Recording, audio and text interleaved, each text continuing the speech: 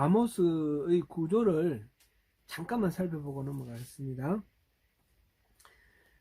아모스 9장까지가 있는데 1장부터 6장까지는 심판의 메시지입니다.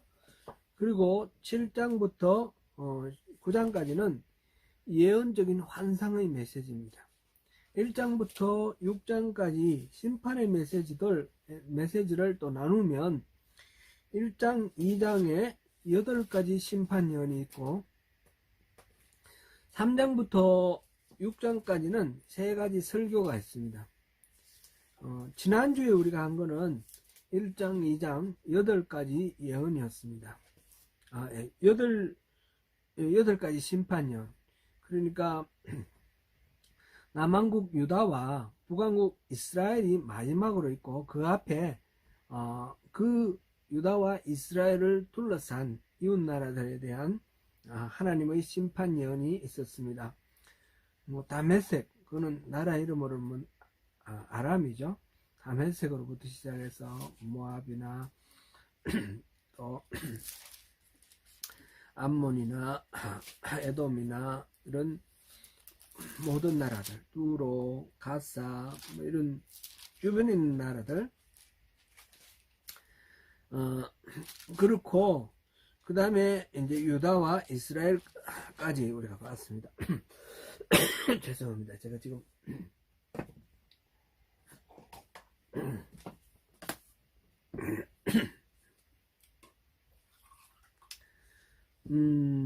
그 중에서 유다와 이스라엘의 그 죄에 대해서 잠깐만 보면, 유다는 앞에는 전부 다른 6개 나라에 대한 심판을 말씀하실 때 그 죄는 전부 전쟁과 관련되는 그런 거였습니다. 이스라엘이나 유다에게 대한 전쟁도 있고 자기들끼리 전쟁도 있고, 그래서 전쟁과 관련된 그런 죄였는데 유다에 대해서는 그 전쟁 얘기는 없고 율법을 무시했다 이렇게 돼 있고, 그 다음에 이스라엘에 대해서는 삶이 신앙하고 전혀 하나님의 뜻과 전혀 상관없는 그런 삶이다 라는 것을 하나님께서 고발하셨습니다. 예를 들면 은을 받고 의인을 팔며 흰 한 켤레로 궁핍한 자를 팔고 이런 것들도 있고, 제단 옆에서 전당 잡은 어디에 누웠다, 또는 또 신전에서 벌금으로 받은 포도주를 마신다. 겉으로 봤을 때는 굉장히 하나님을 잘 섬기는 것 같이 성전이 있고 제사장이 있고, 그런데 하나님 뜻하고는 상관없이 그들의 전부 다 욕망을 채우기 위해서 이 종교 활동을 이용하는 그런 상태를 말씀하셨습니다. 이 유다나 이 이스라엘이나 다 신앙의 부패함입니다. 부패한 신앙을 하나님께서 경고하시고 심판을 말씀하셨습니다. 이제 그거는 좀 서론이다, 그리고 전체 개괄이라 그럴 수 있고, 이제 3장부터 3장, 4장, 5장, 6장은 좀 더 구체적으로 이렇게 얘기를 하는데, 3장은 현재 상태의 부패한 모습이고요, 종교적으로 부패한 모습이고, 4장은 과거에 부패했던 모습입니다.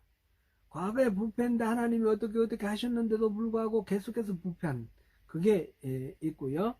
그래서 5장 6장에서는 하나님이 심판을 내리실 텐데 그 미래의 그 이스라엘의 모습, 그게 나와 있습니다. 오늘 우리가 살펴볼 부분은 3장과 4장입니다. 오늘 우리 본문은 4장 6절부터 11절까지 했지만, 그거는 하나님이 이스라엘에 대해서 회개하라고 하시는데 회개하지 않는 모습을 그렇게 강조하는 그런 내용이었고요. 오늘 3장부터 4장까지 할 텐데, 3장은 현재 이스라엘의 모습이다, 그런 말씀을 드렸죠. 현재 이스라엘 모습, 우리 내용을 이렇게 한번 가볍게 읽으시면서 내용을 살펴보고 그렇게 들어가겠습니다. 3장 보면 이제 이스라엘 자손들아, 여호와께서 너희에 대하여 이르시는 이 말씀을 들으라. 애굽 땅에서 인도하여 올리신 모든 족속에 대하여 이르시기로. 애굽 땅에서 올리신 모든 족속은 누구를 말할까요? 유다와 이스라엘을 말합니다. 유다와 이스라엘. 그러니까 지금 아모스가 주 포커스는 북왕국 이스라엘인데, 그렇다고 해서 유다는 열애다, 그건 아니라는 겁니다. 유다도 마찬가지고 북왕국 이스라엘도 마찬가지입니다. 조금 차이가 있죠. 실제로 우리가 역사를 공부한 걸 생각해 보면 유다에는 솔로몬이 지은 성전이 있었고, 그 아론 계열의 제사장이 있었어요.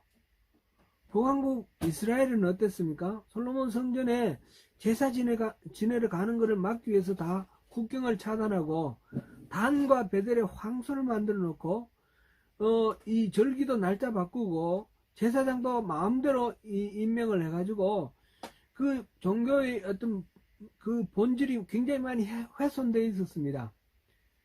그러나 그럼에도 불구하고 유다도 마찬가지라는 겁니다.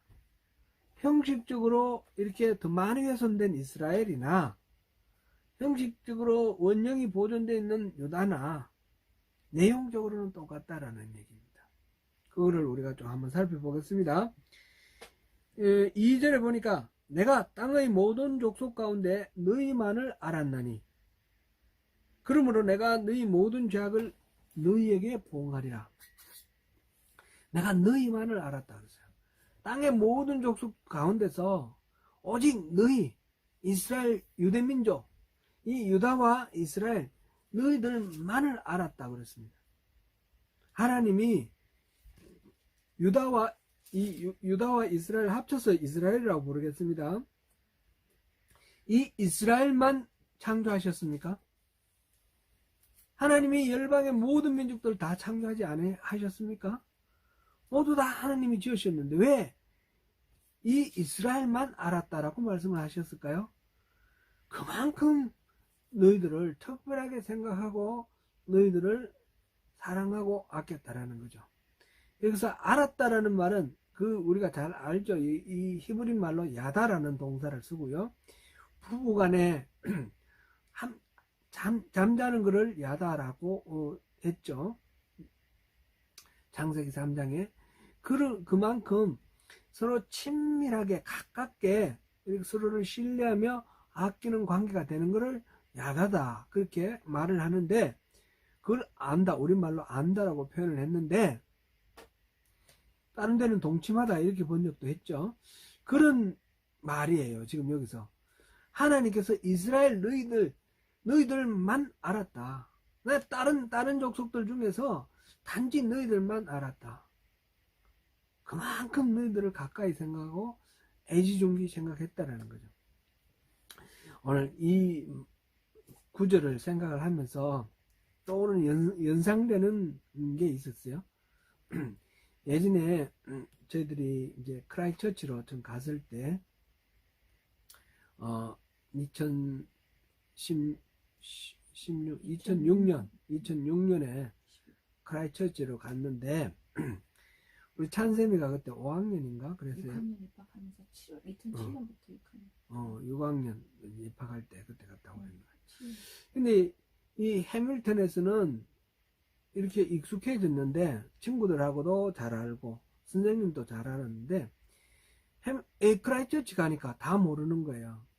이 송찬샘에 대해서 아무도 모르고 친구들도 친절하게 대해주지 않고 선생님도 낯선애 취급하고 하니까 애가 완전히 기가 죽었어요. 그리고 학교 가기 싫다고 그러고 막 그랬는데 그러던 차에 이제 학교에서 연극을 했어요. 연극을 하는데 연극하는데 보러 오라 그래서 저녁에 뮤지컬 하는데 갔더니 그 제목이 알라딘과 알리바바의 40인의 도둑 알리바바와 40인의 도둑 그렇죠. 알라딘이 아니라 알리바바 40인의 도둑. 근데 그 가서 이래 보니까 애들이 뭐 꼬물꼬물 나오는데 다른 애들은 안 보이더라고요. 우리 찬쌤이만 보여요. 다른 애들은 잘하는지 잘못하는지 뭐라고 그러는지 그건 전혀 뭐 관심이 없어요. 우리 찬샘이가 나왔다가 들어갔다가 하는 그것만 보여요. 아, 이런 거구나. 부모님들, 여러분들 다 자녀들 키울 때 그렇죠? 어디 뭐 놀이터 가가지고 막 애들 복작복작 떠들어도 우리 애만 보이잖아요. 하나님이 그러시다는 거예요. 하나님의 입장에서는 사실은 다 내 자식인데 그 중에 특별히 이스라엘만 그래 보인다는 거예요. 이스라엘 내가 너희들만 알았다. 얼마나 이스라엘에 대해서 애정이 있고 관심이 있고 이거는 뭐 뭐라고 말할 수 없을 정도죠. 그랬을 때에 부모가 자녀에 대해서 생각할 때는 얘가 잘나서 뭐 풍채가 뭐 좋고 뭐 그래서 그런가요? 인물이 좋아서 그런가요? 아니면 재능이 뛰어나서 그런가요? 아니에요. 내 자녀이기 때문에요. 좀 뭐 모자라고 뭐 이렇게 뭐 기능이 떨어지고 이런 거 상관없어요. 내 자녀이기 때문에 그저 이쁘고 그저 사랑스럽고 그저 좋은 거예요. 하나님이 이스라엘에 대한 마음을 그렇게 표현을 했습니다. 너만 알았다. 부모가 자녀를 바라보듯이 너만 알았다. 그랬는데 이놈들이 하나님 말씀을 그렇게 막 좋아 애지중지하고 따르는데 이 애들이 부모를 생각할 때 그렇게 생각 안 하잖아요. 좀 비유가 어떨지 모르지만 이 이스라엘 사람들이 하나님을 대수롭지 않게 생각하는 거예요. 하나님도 여러 신 중에 한 신으로 생각하는 거예요.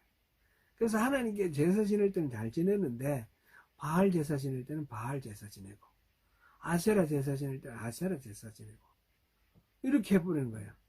그리고 하나님께 제사 지내는 것도 우리가 또 살펴보면 알겠지만 영 말이 안 되게 그렇게 제사 지내는 거예요. 그러니까 하나님께서 반드시 내가 너희에게 보응하리라. 갚아주겠다. 너희들 잘못 죄에 대해서 심판하겠다. 그 말씀입니다. 그러면서 3절부터 시작해서 8절까지 이제 아모스가 사실 이 예언을 하게 된 동기를 말하는 거예요. 내가 이거 뭐 내 말을 하는 줄 아느냐? 내 생각하는 줄 아느냐? 내가 하고 싶어 하는 줄 아느냐? 어쩔 수 없이 하지 않을 수가 없어서 하는 거다. 왜냐? 하나님이 말씀하셨으니까. 그 얘기예요.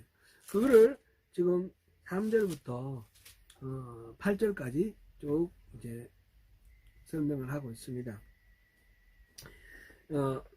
어떻게 됐습니까? 3절에서는 두 사람이 뜻이 같지 않는데 어떻게 동행하겠느냐? 동행한다라는 말은 두 사람이 그래도 뜻이 같으니까 동행할 것 아니겠냐? 사자가 움킨 것 없는데 어떻게 숲에서 부르짖겠냐? 틀림없이 뭔가 움킨 것이 있으니까 부르짖겠지. 사자가 자기 잡은 것도 없는데 솔에서 굴에서 어르렁거리겠느냐? 굴에서 어르렁거리는 보니까 틀림없이 뭔가 한 마리 잡아서 들어갔다.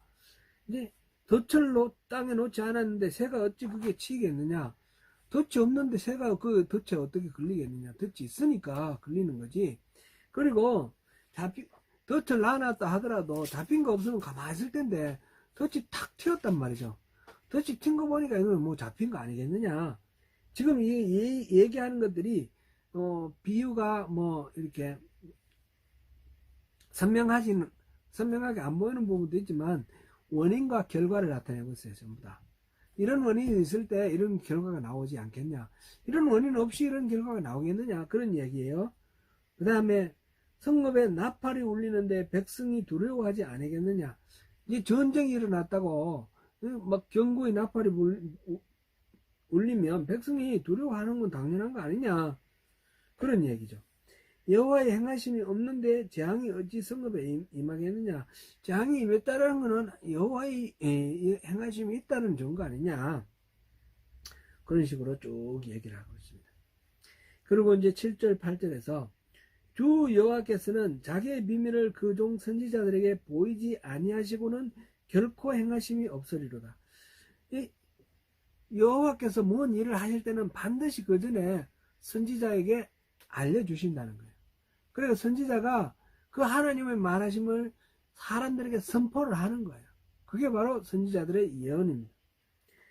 그래서 8절에 사자가 부르짖은즉 누가 두려워하지 않겠느냐. 사자가 바로 뒤에서 어르렁 하면 겁을 내고 떠는 거는 당연한 거 아니냐, 그죠? 무서워하는 거. 그 마찬가지로 하나님께서 말씀을 하시면 예언을 하는 건 당연하지 않느냐, 그죠? 하나님 나한테 너 이 말씀 전해라. 그러면 전하는 것이 당연하지 않겠느냐. 아모스가 지금 말하는 게 뭡니까? 이 원인이 있으면 결과가 있는 건 마찬가지로 사자가 어르렁거리면 두려워하는 것처럼, 본능적으로 두려워하는 것처럼 하나님이 말씀하시면 이거는 불가불, 하나님 말씀을 전할 수밖에 없는 거다. 내가 지금 이 말을 뒤집으면 내가 지금 전하는 거는 내가 지어낸 말이 아니고 하나님이 이렇게 말씀 전하라고 하시니까 내가 그냥 하나님 말씀을 전할 뿐이다. 그런 이야기죠.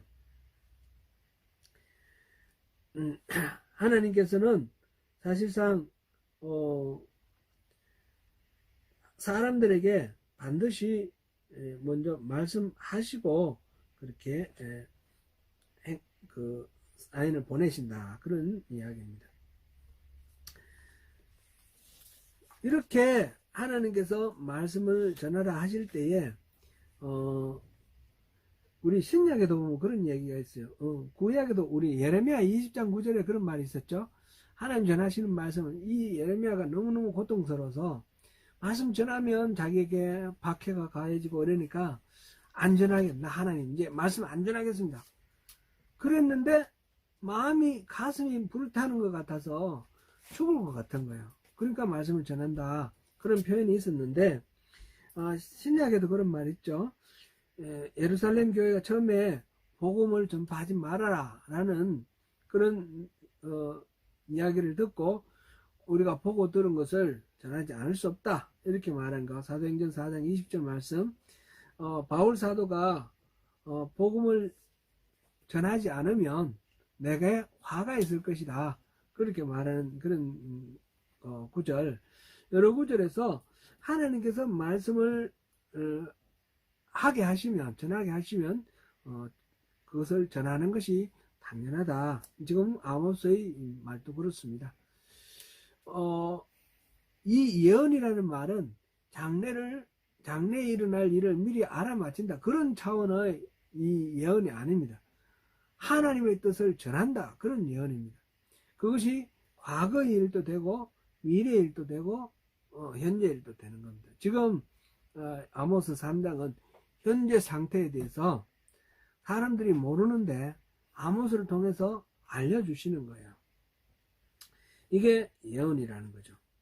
이렇게 하나님께서 이렇게 말씀을 하게 하시는데 하나님이 너만 알았다. 그런데 너희들이 이러이러한 죄를 짓기 때문에 내가 그게 맞게 보응하지 않을 수가 없다. 이런 말씀하시는데 그러면 과연 무슨 죄를 지었기 때문에 보응을 하게 하시느냐. 그게 이제 10절부터 나옵니다.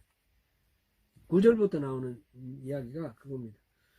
지금 9절 여기서 보니까 아스도스의 궁궐들과 애굽 땅의 궁궐들에 선파하여라 이랬거든요. 아스도스는 저 가자 블레셋의 한 나라죠. 그 다음에 애굽에도 선포하라. 이 말은 무슨 말입니까? 이 선포는 모든 민족 모든 사람들에게 다 들려줄 만한 그런 하나님의 말씀이다. 그런 이야기죠. 그러면서 이 성중에 그 사마리아 너희는 사마리아 산들에 모여 그 성중에서 얼마나 큰 요란함과 학담이 있나 보라. 요란함과 학담이 있다. 이거 질서가 없고 아니 혼란하고 사람과 사람 사이에 착취가 있고 학대가 있다는 거예요. 하나님의 뜻이 순적하게 이렇게 펼쳐지면 그럴 이 요란함과 학대가 있을 수가 없죠. 그 내용을 또 밑에 쭉 말해요. 자기 궁궐에서 포악과 겁탈을 쌓는 자들이 바른 일 행할 줄을 모르느니라. 포악과 겁탈을 쌓는다. 궁중에서. 왕과 또는 뭐 고위 귀족들, 관리들, 제사장들, 이런 권세자들이 힘없는 약한 사람들을 착취하고 학대하고 빼앗는다는 겁니다. 포악하게 하고 겁탈, 빼앗아 하는 거예요. 그러므로 주 여호와께서 이와 같이 말씀하시되 이 땅 사면의 적들이 그들을 포악하고 그들을 쇠하게 하며 약탈할 것이다. 너희들이 그렇게 하니까 사면의 적들이 그렇게 할 거다. 그런 얘기예요. 12절에 들어가니까 목자가 사자 입에서 양의 두 다리나 귀조각을 건져낸과 같이 사마리아에서 침상 모서리에나 글상의 방석에 앉은 이스라엘 자손도 건져냄을 입으리라. 이제 사자 입에 들어간 양의 두 다리 귀조각 건져낸다는 게 뭐예요? 이미 이거는 다 죽었어요. 그죠? 죽었지만 그래도 다리라도 건져낸다는 거예요. 다리라도. 사자를 물리치고 다리라도 건져내는 그런 거 아주 일부 그 남은 조각. 지금 이스라엘을 멸망시키겠다 그랬어요. 그런데 그 이스라엘 자손도 걸상의 방석에 앉은 침상 모서리나 걸상의 방석에 앉은 그런 이스라엘 자손 몇 사람 맞으면 그 이사야의 표현으로 따지면 남은 자예요. 남은 자. 그중 남은 자 얼마는 구원을 얻을 것이다. 다 망하게 될 것이다. 그런 말씀이죠. 그래서 이것이 하나님의 말씀이다. 그래서 야곱의 족속에게 증언하라. 14절 내가 이스라엘의 모든 죄를 보응하는 날에 베델의 제단들을 벌하여 그 제단의 뿔들을 꺾어 땅에 떨이고 베델의 제단은 왜 그런지 아시겠죠? 거기는 황금 송아지를 만들어 놓고 지금 제사하고 있는 그런 자리예요. 그 다음에 여름궁과 겨울궁을 치리니 상하궁들이 파괴되며 큰 궁들이 무너지리라. 지금 왕이 궁을 만들어 놨는데 여름궁 따로 있고 겨울궁 따로 있어요. 이게 무슨 말이에요? 이 호화로운 그런 권세자들의 호화로움을 말해요. 지금 여로보암 2세를 중심으로 해서 온갖 나라에 뭐 경치 좋고 뭐 이렇게 좋은 데는 다 별장 만들어 놓고 그 가서 호요호식하면서 이렇게 하는 그런 상황을 지금 얘기를 하고 있는 것입니다. 그리고 그렇게 이렇게 지금 보니까 사람들을 포악과 겁탈, 이웃의 그 자기 욕망을 채우기 위해서 이웃 것들을 위력으로 빼앗고 겁탈하는 그런 거 다 하고 베델에 가서 섬기는 우상 숭배하는 거 이런 것들이 죄고, 그 다음에 여름궁 겨울궁 이런 거 사치하는 거, 자기에게 뭐 있다고 마음껏 내가 가지고 있는 권력이고 내가 가지고 있는 돈인데 내 마음대로 쓰면 어때? 그래서 여름궁 겨울궁 지어놓고 호요식 하는 거, 그거 다 죄라는 겁니다. 그래서 하나님께서는 그 궁궐들을 파멸시켜서 그들의 이런 모든 죄에 대해서 심판할 것이다. 지금 이런 죄에 대해서는 계속해서 반복해서 나옵니다. 죄가 단순히 우리가 이제 유다와 이스라엘이 멸망한 원인을 따지면 가장 큰 게 우상숭배고, 우상숭배거든요. 우상숭배. 그럼 우상숭배라는 게 뭐냐? 바알 신을 섬기고 뭐 이런 다른 신을 섬기는 것, 그것만 우상숭배냐? 그게 아니라는 겁니다. 하나님을 섬기되 하나님의 그 마음에 합하게 섬기지 않고 자기의 욕망을 위해서 하나님을 근성으로 섬기는 그런 것까지 다 포함하는 겁니다. 오늘날로 치면 예배를 열심히 드리고 헌금 열심히 하고 봉사 열심히 하는데 그 동기를 들여다 보니까 하나님께 영광 돌리고 하나님 나라를 이 땅에 펼치기 위해서 그렇게 하는 것이 아니라 자기가 이렇게 해서 복 많이 받고 그리고 잘 먹고 잘 살려고 하고 그렇게 하다 보니까 하나님을 섬기는 데 있어서 이웃이 걸기적거리면 이웃을 가차없이 탄압을 합니다. 그러고 난 뒤에 이웃을 짓밟고 내가 높은 자리에 올라가고 돈 많이 벌고 그러면 하나님이 복 주셨다고 그럽니다. 이게 전부 우상숭배라는 겁니다. 지금 여기서 나와 있는 지금 세 가지만 나와 있죠. 세 가지만. 야곱의 족속에게 정언하라. 그래서 그 포악과 겁탈 그리고 베델에 제사 지내는 그 제단 그 다음에 지금 여름궁 겨울궁 이 세 가지만 나와 있는데 이게 신앙의 이들 신앙의 전체 성격을 지금 말하는 것입니다. 이게 이제 현재 이스라엘 사람들의 신앙의 상태, 이 부패한 신앙의 상태를 지금 얘기를 하면서 멸망시킬 것이다. 그런 말씀합니다. 4장은 이런 현재에 이르기 전에 과거에 어땠는데 그것에 대해서 하나님은 어떻게 조치하셨고 거기에 대한 반응이 어떻고 그게 현재가 이렇게 됐다. 그런 이야기를 지금 4장에 하고 있는데 한번 보겠습니다. 4장 1절에 보니까 사마리아의 산에 있는 바산의 암소들아 이 말을 들으라. 지금 아모스 선지자가 말을 지금 예언을 하는데 그 듣는 사람을 바산의 암소라 이렇게 표현을 했어요.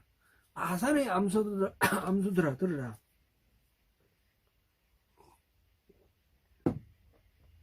바산은 지역명입니다.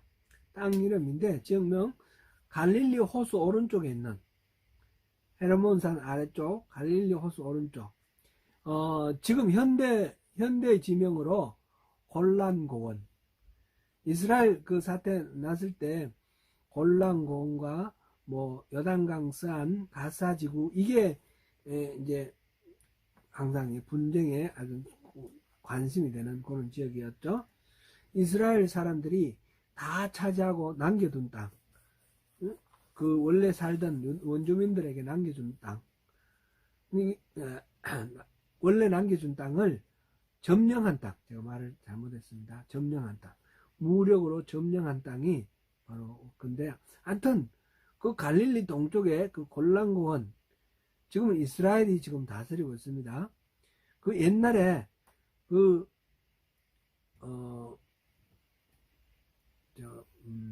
벤야민 지파가 차지했던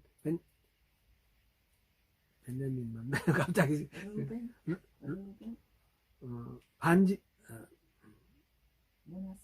머나세 반지파 머나세의 반지파가 차지했던 땅입니다. 그쪽에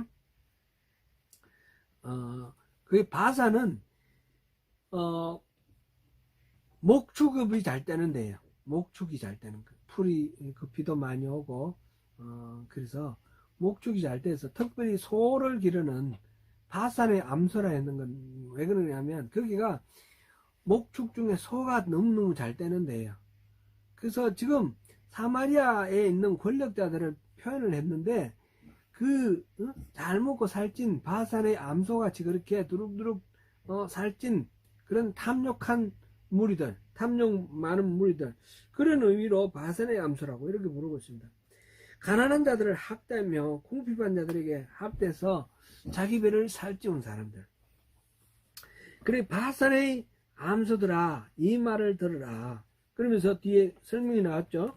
너희는 힘없는 자를 학대하며 가난한 자를 압제하며 가장에게 이르기를 술을 가져다가 우리로 마시게 하라 하는도다.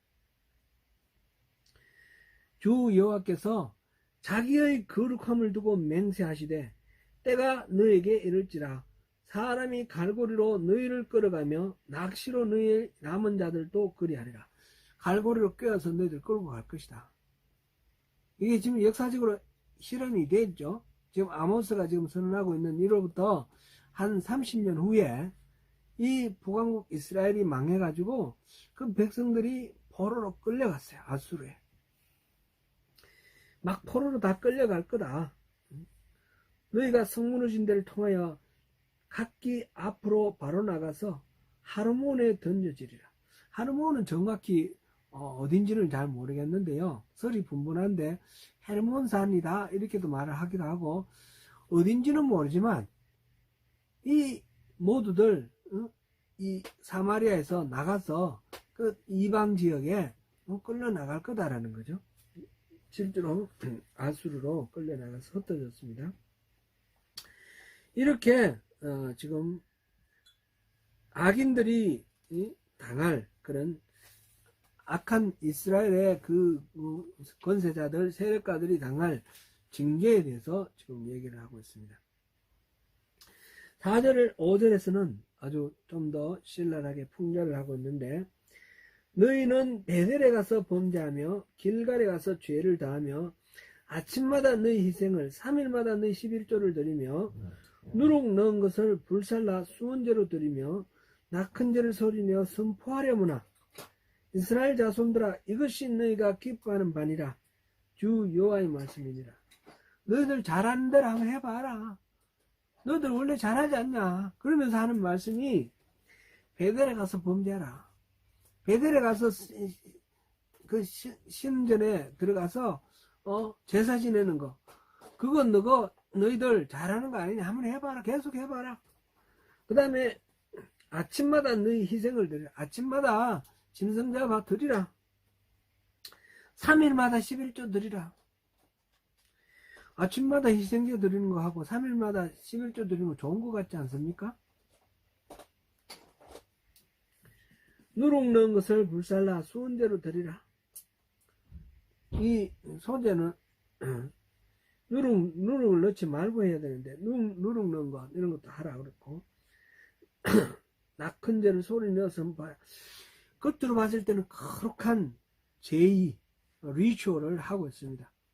열심히 하나님을 섬기는 것 같습니다.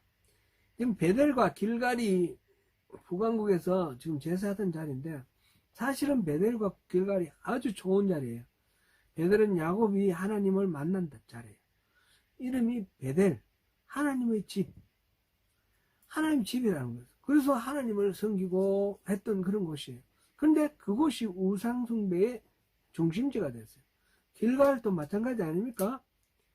길갈은 요단강을 건널 때 하나님께서 요단강 물을 멈추게 해주셨던 그것을 기념하기 위해서 각 지파별로 돌 하나씩 들고 나가서 기념비를 세운 곳이 길갈 아닙니까? 그곳에서 가나안 땅 남부로 북부로 이렇게 이 정복 전쟁을 치렀던 헤르코터입니다.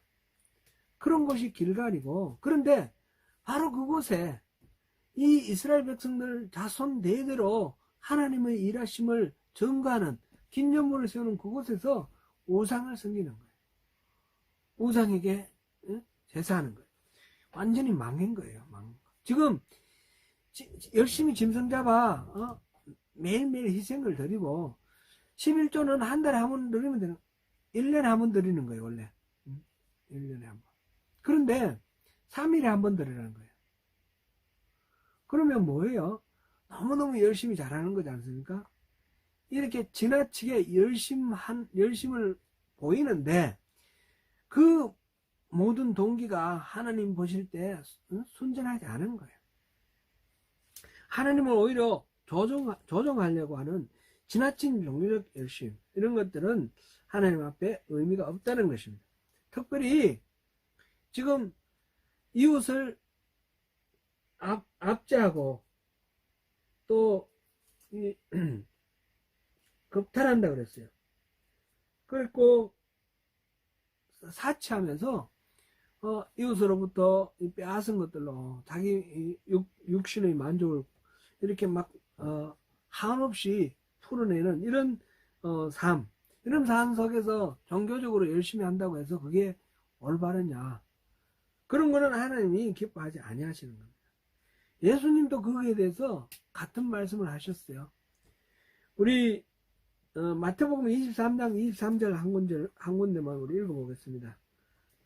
마태복음 23장 23절.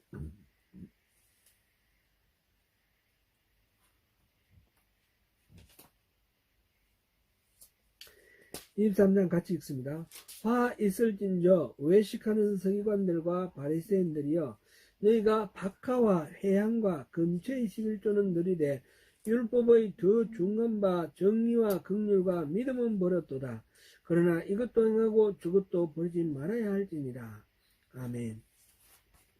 박하와 회향과 금채, 이런 11조를 드리는데 모든 것들에 대해서 다 11조를 꼼꼼하게 잘 드리는 거예요. 심지어는 야채를 수확해도 11조를 빠짐없이 드리는 거예요. 들어가서 산나물을 캐와도 11조를 드린다는 거예요. 그런데 중요한 것, 정의와 긍휼과 믿음은 버렸다. 정의는 justice, 긍휼은 mercy, 영어로 그렇게 번역했고, 믿음은 우리가 말한 신앙, 이걸 말하는 게 아니에요. 우리 신앙을 버렸다 이런 뜻이 아니고, 영어로는 faithfulness 그랬어요. 신실함, 신뢰, 이걸 말하는 거예요. 사람과 사람들 사이에 신뢰, 신실함, 이걸 버렸다는 거예요. 종교 생활은 열심히 합니다. 11조를 아주 깐깐하게 드리고 봉사 열심히 하고 하는데, 그런데 그 마음에 이웃에 대한 그 자비, 그 모든 일들에 대한 어떤 정의로운 기준, 이것이 없는 거예요. 그리고 자기의 필요에 따라서 이 말했다가 저 말했다가 신뢰할 만한 신실함이 없는 겁니다. 이런 거는 지금 예수님께서 공격을 하시는 거예요. 바리새인과 서기관들이 그랬다는 거죠. 그건 다 외식입니다. 외식. 그거는 저주받을 거죠.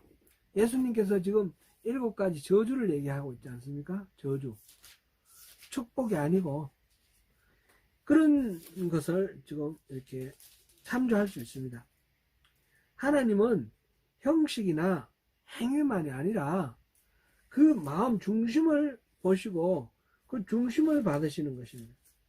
지금 이 4절 5절에서 지금 풍자하고 있는 거는 이스라엘 사람들이 종교활동은 열심히 하는 것 같은데 그 중심에 핵심적인 게 빠졌다.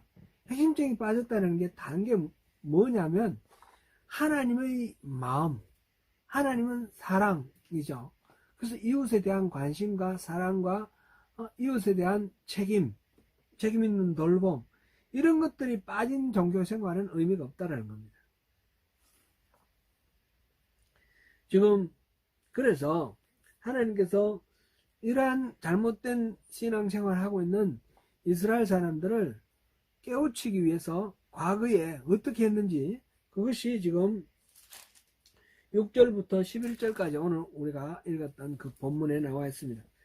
그 첫 번째 거는 하나님께서 이스라엘을 깨닫게 하기 위해서 이를 깨끗하게 했다 그랬습니다. 이를. 이를 깨끗하게 했다. 먹을 음식이 없는 거예요. 씹을 음식이 없어요. 굶어 죽을 정도로 그렇게 했다는 거예요. 각처서 양식이 떨어지게 하였다 그랬습니다. 그렇게 기근이 와가지고 먹을 것이 없도록 이렇게 하나님이 하셨는데, 그러면 사람들은 어떻게 해야 됩니까? 하나님께 돌아가서 하나님께 도움을 요청해야 됩니다. 그런데 하나님을 찾지 않는다는 겁니다. 그 다음에 7절 8절에서 나오는 거는 추수하기 석 달 전에 내가 너에게 비를 멈추게 하여 어떤 성읍에는 내리고 어떤 성읍에는 내리지 않게 하였다. 비가 지금 그 이스라엘에 비 오는 거 말씀 우리가 나눴잖아요. 이른 비, 늦은 비. 이른 비는 파종기에 나오는 비고, 늦은 비는 수확하기 전에 이렇게 내리는 비. 그래서 충분히 수분을 흡수를 해서 곡식을 아주 여물게 해서 이렇게 풍년을 만들어야 되는데, 왜냐면 그 결실기에 가물어서 결실을 못하는 거예요. 영양분이 부족해서. 그렇게 해서 난리가 났습니다. 그런데 그런 가뭄의 재앙이 왔고 8절에 보니까 마실 물이 없는 거예요. 마실 물이 없는. 그런데 이런 가뭄의 재앙이 왔는데 어떻게 해야 됩니까? 너희가 내게로 돌아오지 않았으니 하나님께로 가서 하나님께 구해야 되지 않습니까? 근데 하나님께로 돌아가지 않았다는 거죠. 그럼 이제 세 번째는 9절입니다. 9절, 내가 곡식을 마르게 하는 재앙. 동쪽에서 부는, 사막에서 부는 바람이 불어가지고 곡식이 다 말라 죽게 만들었어요. 깐부기 재앙, 깐부기 병 있죠? 깐부기 병. 그 다음에 팥중이는 우리 메뚜기 여러 가지 종류 중에 하나지 않습니까? 이 동산과 포도원과 무화과 나무와 감나무를 다 먹게 하였으나 지금 메뚜기가 다 먹는 그런 재앙을 겪고 난 뒤에 지금 얘기를 하는 거죠. 근데 그러나 너희가 내게로 돌아오지 않았다. 풍기와 깐부기, 메뚜기 재앙에도 이들이 하나님께로 안 돌아왔다. 10절에는 네 번째 재앙입니다. 전염병을 보냈다고 했습니다. 전염병. 그리고 칼로 너희 청년들을 죽이는 전쟁입니다. 전쟁. 말들을 노력하고. 그래서 너희 진영이 악취로 코를 찌르게 수많은 사상자가 났습니다. 지금 전염병과 전쟁 이런 게 일어나면 어떻게 해야죠? 하나님 찾아가야죠. 그런데 하나님 안 찾았다는 거죠. 그 다음에 11절은 내가 너희 중에 성문 무너뜨리기를 하나님이 내가 소돔과 고모라를 무너뜨린 같이 하였다. 막 소돔과 고모라가 무너진 것처럼 이 이스라엘도 성읍이 막 무너졌어요. 지진이 일어났다는 거죠. 지진이 일어나고 2년 후에 지진이 일어나기 전에 이게 쓰여졌다 그랬죠. 그래서 이 지진, 소돔과 고모라가 멸망한 것처럼 지진이 일어났다. 지금 여기서 6절부터 11절까지 5가지 부류로 분류되는 그런 재앙이 왔는데 그 재앙을 얘기를 하면서 공통적인 말이 나와요. 계속해서 끝에 너희가 내게로 돌아오지 아니하였느니라. 여호와의 말씀입니다.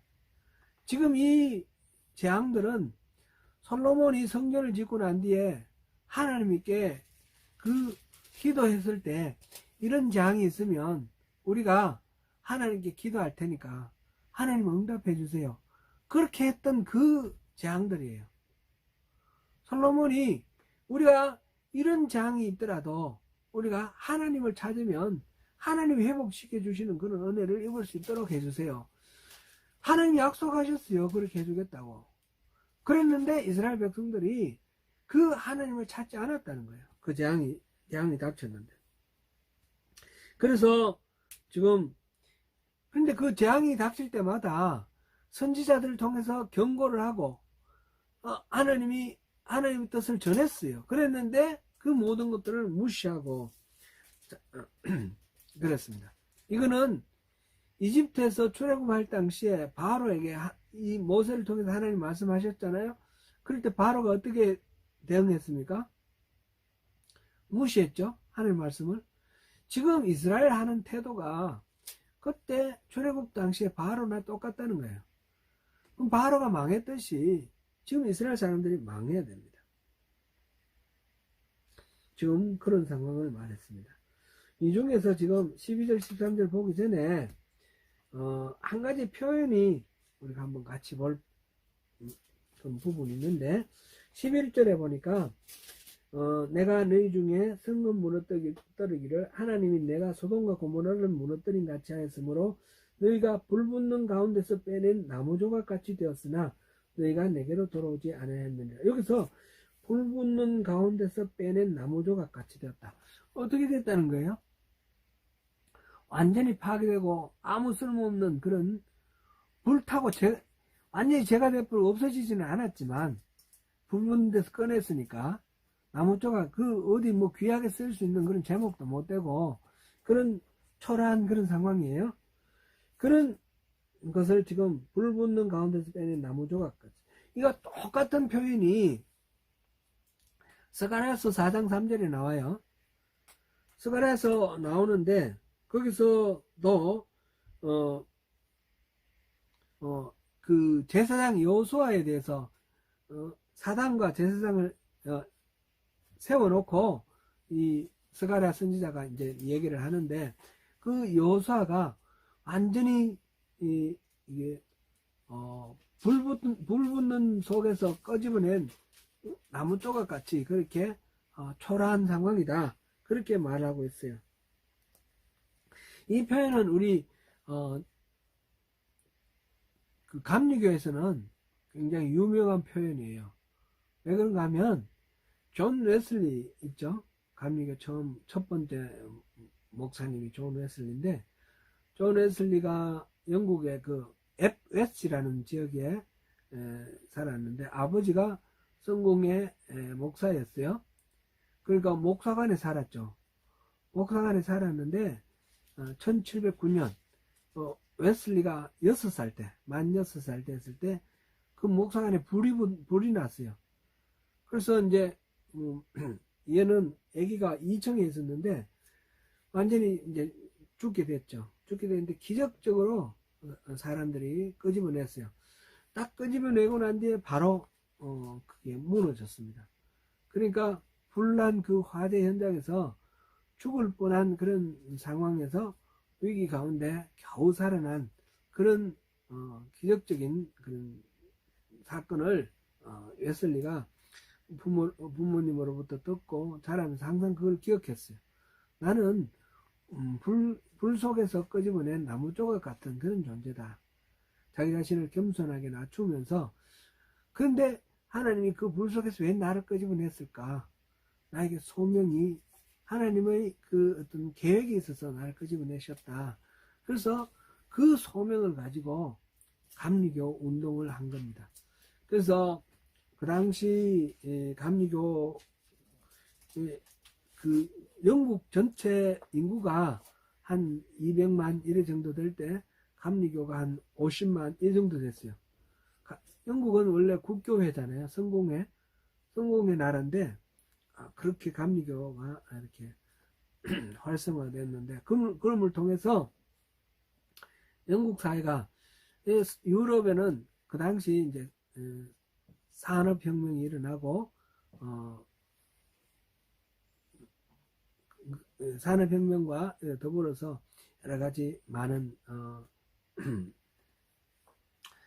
프랑스 대혁명 같은 이런 혁명들이 있었는데 이 감리교는 그런 위기 없이 또 영국이 잘 넘어올 수 있도록 하는 그런 큰 역할을 했다. 이렇게 이제 알려져 있습니다.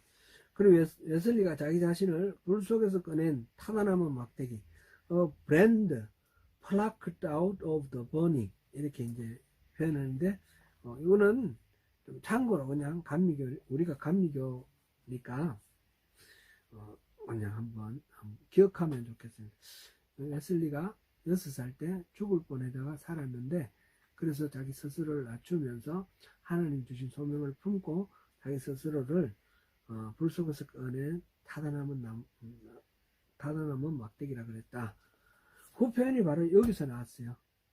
아모스 지금 4장 11절 그리고 스가랴 3장 2절입니다. 4장 3절이라고 그랬는데 잘못 말씀드리고 3장 2절 스가랴 3장 2절에 나오는 이야기입니다.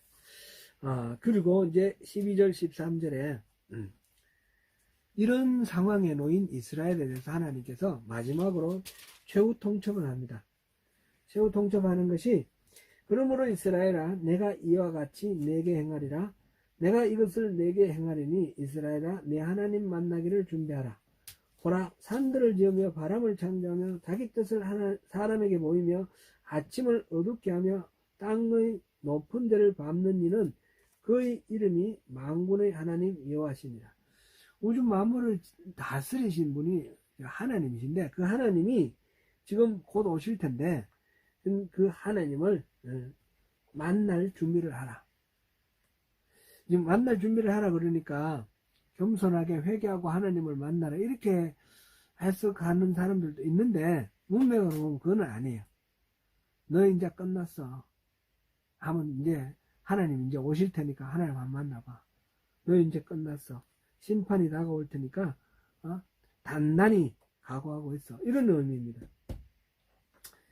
오늘 3장 4장을 살펴봤는데, 이스라엘이 하나님을 섬긴다 하는데 하나님을 실질적으로 하나님의 그 마음과는 전혀 상관없이 섬기고 있어요.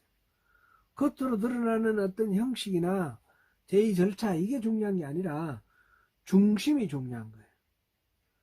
그 이웃에 대한 배려 없이 자기가 권력과 부와 이런 것들을 이용해서 이웃을 더욱 착취하고, 그러면서 자기 사치하면서 그 여러 신들 중에 하나로 이 하나님을 취급하면서 다른 신들을 섬기는 이런 패역한 이스라엘에 대해서 하나님께서 너희들이 이제 각오해라. 내가 이제 정리하겠다. 그 말씀을 하십니다. 우리 신앙은 개인적으로 혼자, 우리 흔히 그러죠. 하나님과 1대1의 관계다. 내가 혼자 깊이 묵상하고 혼자 신앙생활 열심히 하면서 봉사 열심히 하고, 그 다음에 기도 열심히 하고, 그럼 은사 받아가지고 막 이렇게 그렇게 사는 것, 그게 신앙의 본질이 아닙니다. 기독교 신앙은 그렇지 않습니다. 하나님은 우리를 부르셨는데, 부르실 때 나 혼자만 부르신 게 아니라 처치로 부르셨어요. 교회로 부르셨어요. 공동체로 부르셨어요. 그리고 하나님이 이 세상을 사랑하셔요. 이 세상을 버리라 하지 않으셨어요. 이 세상을 사랑하셔서 독생자를 주셨어요. 그러면 교회, 그리스도인은 어떤 자세로 이 세상을 바라봐야 됩니까? 이 세상의 가치관에 휩쓸려 가면 안 돼요. 이 세상의 가치관에 휩쓸리지 않고 하나님의 가치관을 지키는 불순응이라 그래요.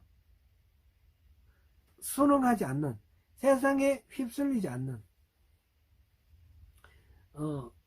그런 것이 필요하고, 그와 동시에 이 세상으로부터 격리해서 언둔하는, 산속으로 들어가거나 고립되어서 언둔하는 그런 게 아니라 이 세상 속에서 이 세상을 하나님의 나라로 바꾸는 그런 역할을 하는 것이 그리스도인이에요. 기독교는 세상과 분리되는 것도 아니고 세상에 타협하는 것도 아닙니다. 하나님은 이 땅을 정복하고 다스리라 그랬어요. 이 세상을 정복하고 다스리는 게 기독교예요. 이 세상에 들어가서 하나님의 뜻과 하나님의 가치관으로 이 세상이 다스려지도록 통치하는 것, 그것이 교회의 책무이고 그것이 그리스도인의 책무입니다. 그렇게 가야지 하나님 기뻐하십니다. 근데 나 혼자만 하나님 잘 믿어가지고 복받고 나 혼자만 천국 가고 이렇게 생각하는 거. 그렇게 생각하고 막 경우에 따라서 내가 잘 먹고 잘 사는 걸 위해서 이웃을 뭐 이렇게 함부로 대하고, 그거는 하나님의 그 마음하고 전혀 다른 겁니다. 우리 아모스를 통해서 앞으로 계속 나올 겁니다. 신앙이라는 것은 절대로 이 인애, 헤세드, 인애, 하나님의 긍휼, 이웃에 대한 하나님의 긍휼을 떼어버리면 그거는 바른 신앙이 되지 못합니다. 하나님 그건 기뻐하지 않습니다. 사랑하는 성도 여러분, 오늘 우리 아모스 3장 4장을 보면서 우리 신앙을 한번 돌아볼 필요가 있겠습니다. 우리가 참으로 하나님 기뻐하시는 그런 바른 신앙으로 되어 있는가? 하나님이 우리에게 또 이스라엘과 유다에게 하신 것처럼 한번 너 당해봐라. 단단히 각오해라. 하나님 이제 곧 오실 거다. 이렇게 말씀하시는 건 아닐까. 하나님 갑작스럽게 오실 때 우리가 하나님 만나기를 두려워하고 도망가고 싶은 그런 마음일까? 아니면 하나님 오시는 거 너무너무 기뻐서 환영하는 그런 마음일까? 우리 신앙을 한번 돌아볼 필요가 있습니다. 우리 안에 있는 모든 거짓 신앙을 걷어내고 우리가 하나님께로 돌아가야 됩니다.